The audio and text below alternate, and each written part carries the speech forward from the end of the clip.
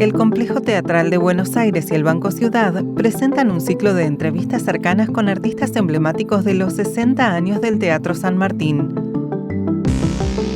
En este capítulo charlamos con Ingrid Pellicori.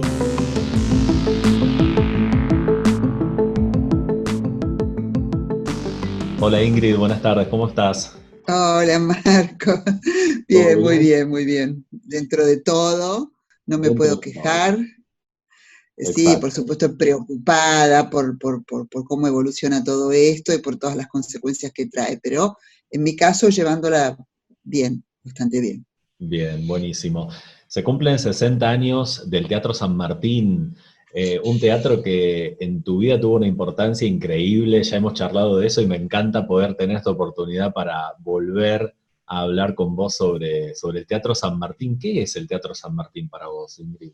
Y bueno, digamos, toda mi vida estuvo atravesada, o está atravesada por el Teatro San Martín, desde chica, desde ir a ver los espectáculos de Roberto Aulés y de comer unos muy ricos tostados que había en la confitería del San Martín, que era en el tercer subsuelo, donde está la Sala Cunil, Cabanillas, desde el año 79-80, creo que está la sala, pero antes era una confitería, la confitería del público, no para los actores, ¿no? La confitería del público del San Martín.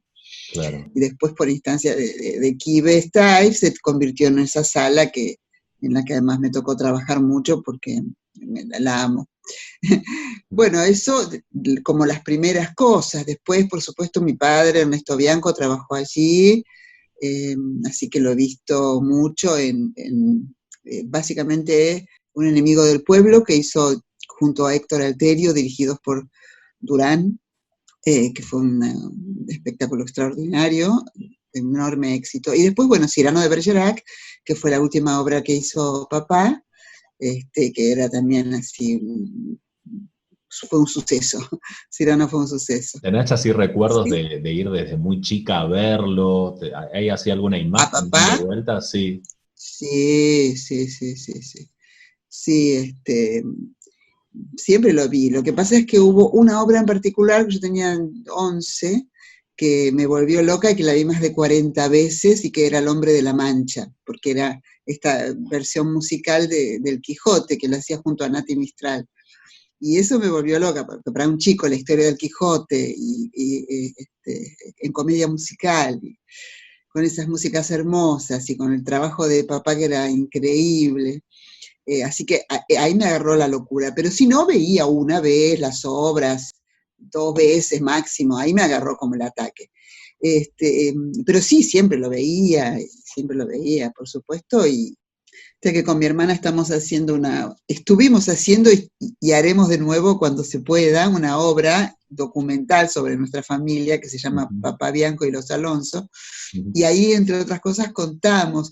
Y yo contaba un poco eso también, ¿no? Que supongo que le pasa a otros hijos de actores. Cuando ves a tu padre en el escenario, como si lo espiaras un poco, porque le vieras cosas que no sabías que tenía. Claro. Y que quizás no las tenía, estaba jugando a ese personaje, pero como si uno un poco lo descubriera también, ¿no? Más todo el impacto bueno, en el caso de papá, que era un actor increíble y que la gente lo apreciaba muchísimo, esos aplausos, ¿no? El padre de uno estar tan admirado, tan aplaudido, también es un impacto. Sí, me imagino. Bueno, Ernesto Bianco con una historia increíble. Quien quiere ir a googlear puede ir tranquilamente. Forma parte también de esta gran historia del Teatro San Martín. Familia Sí. de artistas. Me acuerdo que tuvimos una charla acerca de si siempre supiste que querías ser actriz o no, y apareció el estudio de psicología y eso. ¿Cuándo fue el momento en el que te diste cuenta que la actuación era algo importante en tu vida? Mira, yo primero empecé a estudiar teatro y trabajar como actriz y después hice la facultad durante mi trabajo como actriz. No es que primero, ¿no? Ajá. Eh, Porque, bueno, estaba tan a la mano lo de ser actriz y, bueno, mi prima había empezado a estudiar teatro y, bueno, como quien no quiere la cosa, empecé a tomar unas clases. Pero yo no tenía para nada la idea de ser actriz, la verdad que no, más bien era por otro lado que iba la cosa para mí, por el estudio y demás. Por eso que igual, aunque empecé a estudiar teatro y rápidamente me fue como yendo bien, me fui quedando, pero había como una idea mía de que mi verdadero, qué sé yo, placer y capacidad era más bien para otro tipo de actividades, como esto de estudiar psicología, en el caso que fue lo que elegí. Y bueno, hice toda la facultad, pero eso lo hice ya trabajando como actriz, ¿no? Siguiendo con el San Martín, en el año 79 se hizo una convocatoria, una audición, porque para el elenco estable, que no había gente muy joven, y entonces ahí di una prueba y quedé vinculada al San Martín durante muchísimos años en el elenco estable hasta que se disolvió, pero bueno, luego seguí trabajando en el San Martín igual como todos los actores que nos contratan por una obra u otra, pero durante años fui parte del elenco estable, y como eso era una vida muy organizada, porque para un actor increíblemente organizada, tenías las mañanas libres, tenías los lunes libres, los demás días tenías desde las 2 de la tarde que estar disponible para ensayar, y a la noche tenías una función de una obra, y a la tarde ensayabas la siguiente en general. Claro. A veces tenías un bache entre una cosa y otra, bueno, a veces no tenías el doblete, pero a veces sí. Y entonces eso me permitía, vuelvo a la facultad, tenía las mañanas libres, tenía los lunes libres, así que eso me permitía tranquilamente poner las materias ahí y bueno, y hacer eso otro, para no quedarme yo con la idea de que en realidad mi vida era un malentendido. En algún momento, cuando terminé la facultad, que además estudié mucho, no la hice así nomás, y bueno, ahí sí vino el problema de qué hago ahora. ¿Avanzo con esto o retrocedo con esto? Bueno, y ahí Y el ingreso, viví un año, sí. sí, no digo, y ¿Perdón? el ingreso al elenco estable eras muy joven, tenías 23, si no me equivoco. Tenía, bueno, la primero que hice tenía 22 cuando di la prueba, y lo primero que hice fue una gira por Latinoamérica, una de Con esas el giras Jardín de que los se hacían Cerezos. en aquella época. Con el El Jardín de Jardín los de los Cerezos. Cerezos, sí, y también estábamos haciendo Bernarda Alba y el Reñidero. Y fue una gira por muchísimos países, una gira increíble, no sé, Chile, Ecuador, Perú, México, Costa Rica, Puerto Rico, no, bueno, increíble, Venezuela. Eh, Mi primer contacto con San Martín fue ese, así que fue algo alucinante. Y bueno, después vinieron muchísimos años de, de estar ahí, ¿no? Y entonces el San Martín fue mi familia, fue mi casa, fue mi formación, porque más allá de mis años de estudio, haber trabajado todo el tiempo con los que yo también considero mis maestros, que eran los actores del elenco estable, ¿no? Elena Tassisto, Alicia Verdaxagar, Walter Santana, Juana Hidalgo, Graciela Araujo, Alberto Segado, bueno, Peña, con quien después seguí trabajando, Horacio Peña tanto, bueno, Jorge Mayor, un elenco realmente del cual aprendí muchísimo, no solo de su trabajo arriba del escenario, sino de su manera de ser actores, de cómo entender la profesión, ¿no? Algo de eso me sirvió mucho para mi propio camino. Si bien yo venía de una familia de actores donde vi muchas maneras de ser actores, pero bueno, cada uno tiene que encontrar la propia, y de verdad que hay muy variadas maneras de ser. Y me imagino que este grupo de actores, que además actores y actrices increíbles, ¿no? Que también marcaron la historia del teatro, y como espacio de pertenencia y formación, como vos decís, ¿no? O sea, deben haber sido unos años más que interesantes. Súper, súper interesantes, y bueno, pensé que de todas maneras al poco tiempo ingresó otra gente también joven al elenco y a las obras, pero ahí en esa primera gira yo era la nena total, y la persona que me seguía en edad me llevaba por lo menos 15 años, ¿no? Para mí fue de mucho aprendizaje, más allá de estas personas que nombré, la posibilidad de hacer teatro con esos textos, hacer Chekhov, Ibsen, Shakespeare, Discépolo, y estar haciendo por año 2 o 3 obras de esas con directores que realmente de los que aprendí mucho, desde Inda Ledesma, Rubén Schumacher, bueno, todos Roberto Villanueva, Marcillac, un director español que vino a dirigirnos también, Grasso, bueno, Laura Yusen. La verdad es que fue para mí de muchísimo aprendizaje. Yo a veces lamento tanto que no exista elenco estable, sobre todo para la gente que empieza, porque realmente es una posibilidad de crecimiento y de entrada a la profesión desde un lugar. Yo agradezco tanto haber tenido esa posibilidad, realmente, ¿no? Ingrid, ¿qué pensás del teatro público en general, de su función, de qué cosas podría, digamos, o pensás que serviría habilitar para la ciudadanía o para los interesados en el teatro? Bueno, yo una de las primeras cosas que pienso es que tiene que haber elencos estables. Siempre soy bastante militante de esa idea, y lo digo en plural, porque que haya un solo elenco estable, creo que eso fue una cosa que terminó irritando, como si fuera un privilegio de unos pocos, en una realidad complicada, y como la realidad actual es mucho más complicada todavía que en aquellos tiempos, porque además hay muchísimos más actores.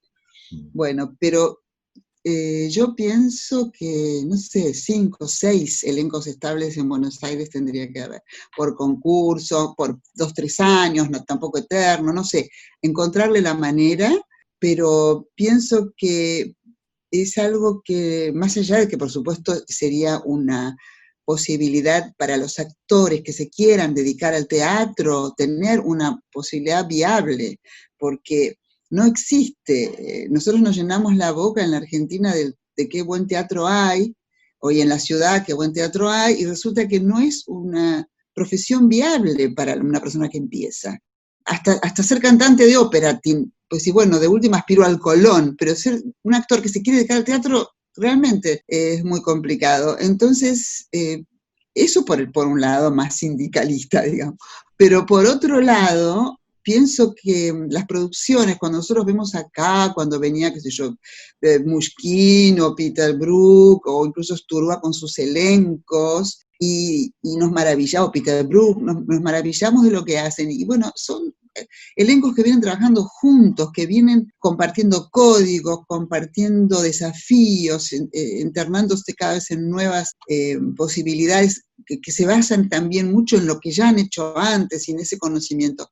Todo eso no se puede hacer si no es en un teatro público, porque es muy difícil, desde ya el teatro comercial tiene otro sentido, y el teatro independiente tiene muy difícil la continuidad, es muy difícil el público, es muy difícil un montón de cosas. Entonces recuerdo que hace unos años, cuando yo estaba full con este tema, me había buscado en los libros de los grandes creadores qué decían de esto, ¿no? Y me acuerdo que había una frase de Ariane Mushkin en su libro El arte del presente, donde decía, el ABC del teatro es el elenco estable, ¿no? O Peter Brook, cualquiera de ellos. El teatro es grupal. Esa cosa suelta que vamos de aquí para allá, es como algo que se fue como heredando de la televisión y del cine, pero históricamente el teatro siempre ha sido de compañías, de grupos, ¿no? Y esto creo que es, hay mucho prejuicio, se dice que el actor se burocratiza. Yo siempre digo, actores menos burócratas que los que te nombré, que Elena Tacisto, que Alberto Segado, no hay actores menos burócratas, Walter Santana, burócratas, actores apasionados, maravillosos. Y entonces pienso que realmente habría que pensar la manera, distintas maneras, qué sé yo, que uno sea un grupo que ya se conoce, que otro sea por concurso, que otro sea con un proyecto, no sé, pero sostener de otro modo la actividad teatral. Creo que no está ni pensada, es como, bueno, hay tanta gente que son buenos actores, buenos directores, buenos autores, y tienen todo el mundo ganas de hacer, y uno va y presenta el proyecto, y si no lo haces en un teatro oficial, lo haces en un teatro independiente, y todo sigue, pero no está pensado, me parece un proyecto sostenible y que de verdad, con el capital enorme que hay teatral, es como, bueno, que sobreviva el que puede, y que salga lo que salga, total, siempre hay talento, ¿no? Eso siento un poco. Me parece interesante, es como una mirada más proyectiva y no tan cortoplacista, porque a veces pasa eso, ¿no?, con los proyectos. Totalmente. Bien, qué bueno, me encanta la Totalmente. idea. Ojalá se lleve a cabo o se pueda, digo, pensar, justamente vos hablas de lo colectivo, ¿no? Pensar de manera colectiva una política pública o una manera de pensar la actividad teatral de ese modo. Celebro la idea, Ingrid.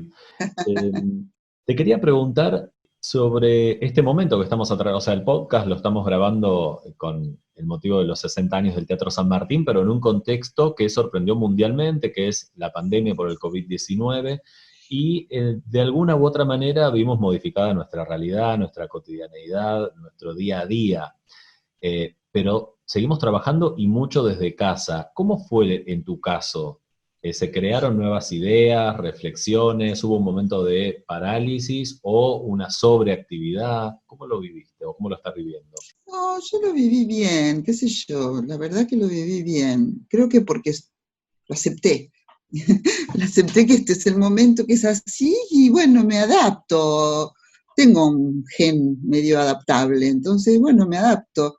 Eh, en realidad nosotros estábamos a punto, pero a punto ya nos habían dado los libretos de retomar Cae la noche tropical en el San Martín, que era esta obra que hicimos en el 2018 y que se estrenaba en abril y se reponía, y entonces ya teníamos los libros, ya estábamos, ya. Y estaba haciendo varias obras a la vez. Mm, Estábamos todavía con Agamenón, con Osmar Núñez, estábamos con mi hermana haciendo el espectáculo de la familia, Papá Bianco y los Alonso, y estaba haciendo algo que eran unas pocas funciones de una cosa de Lorca con cante y baile flamenco. Eh, y bueno, se paró todo, mm. se terminó todo eso. Eh, Así que no, de todas maneras, justo unos poquito, la semana antes, 10 días antes de que empezara la cuarentena, me había llamado Cristina Vanegas para proponerme un trabajo que ella iba a dirigir con Claudia Cantero y yo, adaptando una novela de Ariana Harwitz, que es La débil mental.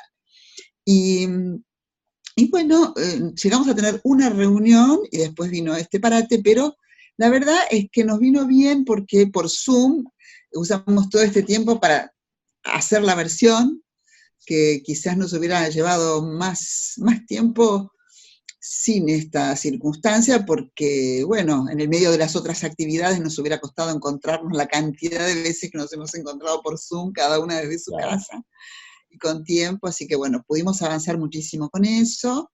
Por otro lado, bueno, con mi hermana estamos queriendo, ya surgió la idea cuando empezó la cuarentena, hacer la película de la familia, una película documental. Qué Y bueno. entonces, desde entonces también nos juntamos por Zoom permanentemente y estamos trabajando mucho sobre el guión para presentarlo al Inca ahora próximamente, pero también nos llevó un montón de trabajo. Y además estamos grabando un radioteatro, también eso fue una propuesta que habíamos hecho un piloto con una cooperativa de Manuel Callao, eh, y su cooperativa El Descubridor, junto con una radio cooperativa que es radiográfica.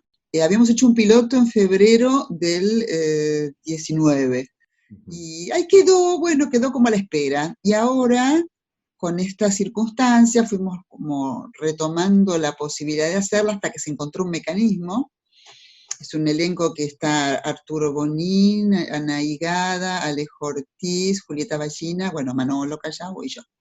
Y encontramos un sistema bastante complicado porque nos vemos por Zoom, pero no nos grabamos por Zoom por la calidad del audio, sino que cada uno graba a su celular, pero escucha cómo le da la réplica el otro en el Zoom para estar como en la misma sintonía, pero cada uno graba en su celular y después todo se manda. Es más, además lo grabamos 2 veces para que tengan opción, y ahí en Radiográfica hay alguien que lo edita todo, lo pone todo junto y le pone los otros sonidos. Y se armó un proyecto muy interesante porque se hace junto con todas las radios comunitarias del país, por lo menos ya ahora hay 12 que están en el asunto. Entonces, el radioteatro hay un equipo de autoras que está coordinado por Patricia Zangaro, y que es una compañía teatral muy amateur que anda por todos los lugares consiguiendo a ver dónde va a ser la función, pero casualmente ahí donde va siempre hay una demanda generalmente socioambiental, una lucha que se está gestando, y entonces la compañía se hace eco. Y entonces ya hemos estado en provincias donde estaba el tema de los tamberos, el tema del fracking, el tema del agua, y bueno, y siempre en el medio hay como una asamblea. Y esto entonces va a salir por todas las radios comunitarias en el país, pero en cada caso últimamente interviene, cuando hay alguien de la provincia, interviene realmente alguien de la provincia. Qué Que bueno. eso, si no hubiera sido por Zoom, si No, hubiera sido no. presencial, Claro. habría sido imposible. Y el otro día tuvimos un Zoom de toda la gente de todas las radios comunitarias, los que unos estaban en Bariloche, otros en San Juan, cada uno contaba la historia de esas radios, bueno, y haciendo todo. La verdad que se armó un proyecto así como hermoso, y todavía no empezó a estar en el aire porque como nos lleva bastante tiempo hacer cada programa, para que no nos coma el aire, digamos, ya hay 6 capítulos, y creo que en septiembre es la idea de empezar a ponerlos y difundir dónde se puede escuchar, que seguro en Radiográfica, más todas las otras radios que se puedan, que muchas son radios comunitarias principalmente, ¿no? Bien, Así muy que bueno. bueno, qué sé Sí, yo. son cosas nuevas que Sí. habilita también este contexto, ¿no? Porque es como vos decís, si fuese más territorial la cosa hubiese sido difícil, ahora la conectividad abrió esta posibilidad y la están utilizando, está buenísimo. Lo mismo con mi hermana, la película de la familia era una idea remota que lo hubiéramos hecho quizás dentro no sé cuándo, pero ahora tuvimos este tiempo. Por eso digo, dejé de hacer las cosas que hacía, pero hago cosas que no hubiera hecho, si no, Bien. o por lo menos no las hubiera hecho ahora. Si tuvieses que pensar algo próximo para hacer en el Teatro San Martín, ¿tenés algo pensado, alguna obra, alguna propuesta por llevar? ¿Te fuiste convocada? No sé, algo. No, me mataste, no sé. Había una obra de Albi que hace rato, el juego del matrimonio, queríamos hacer con Osmar, pero que la llevó a Analía Federal San Martín, pero bueno, después se habló también de hacer otra, Virginia Woolf, no sé, pero no sé, la verdad que no, ahora no tengo nada en particular, así como estoy medio sumergida con las cosas que estoy haciendo, y Claro.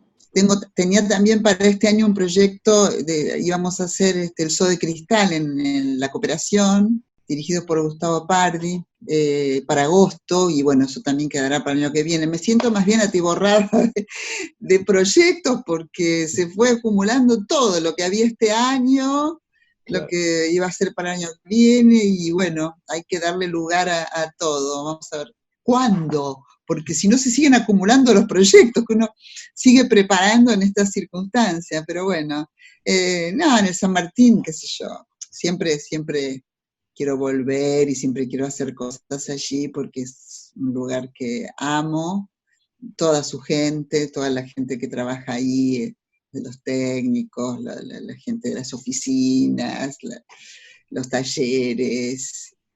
Es un lugar que realmente me siento muy a gusto, muy a gusto. Y Amo ese hablando del lugar, sí. lugar físico del teatro, ¿no? Que bueno, que fue remodelado, que tiene muchos espacios, es bastante laberíntico. Digo, la gente que va solo a ver una obra por ahí se queda con eso, pero hay un cuerpo para una cosa, una parte, hay mucho bajo tierra, digo, es como enorme. ¿Hay algún lugar que te guste más que otro, que sea un lugar donde, no sé, te guste transitar? Eh, no, qué sé yo, me gustan todos los lugares. Me gustan las salas, me gustan los camarines, me gustan las salas de ensayo. Bueno, las salas de ensayo no me gustan porque no son mayormente adecuadas en el sentido de que rebota mucho el sonido, pero me gusta porque me recuerdan mucho los años del San Martín, del elenco estable, no sé. Claro. Hay lugares que me gustan porque me gustan y otros me gustan por lo que me recuerdan. Y qué sé yo, y otros descubrí últimamente, porque en la última temporada, en Cae la Noche Tropical, yo tuve que hacer las últimas funciones en silla de ruedas porque me había fracturado un pie, De y acuerdo. ahí descubrí unos pasadizos, un ascensor que me llevaba por atrás, por unos lugares rarísimos para poder ir en silla de ruedas. Pero bueno, no sé, cada lugar tiene para mí su, no sé, también hay algún lugar que extraño de los que han remodelado arriba, pero eso sí que es bien sentimental, porque había el lugar, la oficina en la época de Kibe Steiff. Kibe Él te llamaba, él te decía cuánto ibas a ganar, él todo era con él, no que un productor, que no, todo Kibe. Y entonces él te citaba una hora y había todos unos silloncitos al lado contiguo a la oficina de Kibe en el 5º piso, y ese era un lugar siempre excitante, por ahí uno iba a saber, no sé, algo, la propuesta o algo, no sé, siempre ese lugar, bueno, ahora con la remodelación no existe ya más. Ahora un lugar que generaba expectativa, ¿no? De qué iba a pasar. Tal cual. Ingrid, por último te quería preguntar sobre la nueva generación de actores y actrices. Si tuvieses que decirles algo después de tanto tiempo, tanta experiencia, tan diversas las experiencias, ¿qué les dirías? Mira, que este es un camino muy difícil a veces, pero que a lo largo del tiempo yo he visto que la gente que tenía un deseo muy fuerte y mucha capacidad de resistencia siempre le encontraba la vuelta. Después que bueno, para mí es un trabajo hermoso, así que me parece muy bien alentar a la gente a que lo haga, qué sé yo. Y después sí, me preocupan estas cosas, a veces pienso que está demasiado diversificada, hay distintos actores como para unificar problemáticas hasta sindicales, ¿no? Es decir, bueno, ¿qué sindicato hace falta? ¿Qué luchas hacen falta? Son realidades tan diferentes las que conviven dentro de la profesión, ¿no? En ese sentido, está muy desperdigado, ¿no? Yo recuerdo que, qué sé yo, 30 años, 20 años, yo conocía a todos los actores. Yo ahora, mira que voy mucho al teatro, pero pila de veces veo una obra y no conozco a ningún actor y vengo, los googleo y hicieron 20 cosas antes. Digo, ¿y cómo no los vi? Y no, porque es inabarcable, ¿no?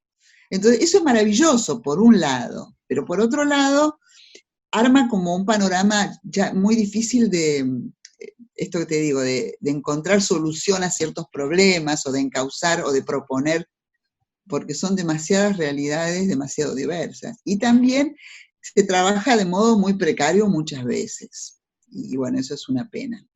Pero bueno, es la realidad que es ahora, es muy diferente a cuando yo empecé, a cuando yo fui joven, donde además ni siquiera existía Proteatro, el instituto. Cuando uno hacía una obra independiente, era o poniendo plata o haciendo rifas, peñas, había que ingeniárselas mucho más, era otro tipo de situación. Después hubo muchos años que había poco público realmente para el teatro, y bueno, no para los teatros oficiales, pero había que pelearla bastante. Ahora es una realidad muy diferente, que como todas las cosas tiene sus luces y sus sombras, ¿no? Pero hay muchísimo talento y muchísima pasión y me parece que eso es un gran valor que tenemos nosotros. Además, el teatro me parece que más allá de que uno después se dedique o no, es civilizador, porque es este aspecto que tiene grupal, esto de que hay que hacer algo entre todos, que hay que ponerse de acuerdo con el director, con el compañero, y que hay que respetar cada día los acuerdos, no es que hoy hoy tengo ganas de hacer otra cosa, no hago, no. Entonces hay algo de todo eso que me parece que es una enseñanza importante para la vida también. Me encantó el concepto. Ingrid, muchas gracias por esta charla, un afecto enorme y gracias por tu tiempo. Gracias, por favor, gracias Marcos, que estén muy bien, muchos cariños. Hasta luego. Si te gustó este podcast, compartilo en tus redes. Compartí Cultura. Búscanos en Instagram en @elsanmartinctva, @banco.ciudad o en las diferentes redes sociales y viví la experiencia.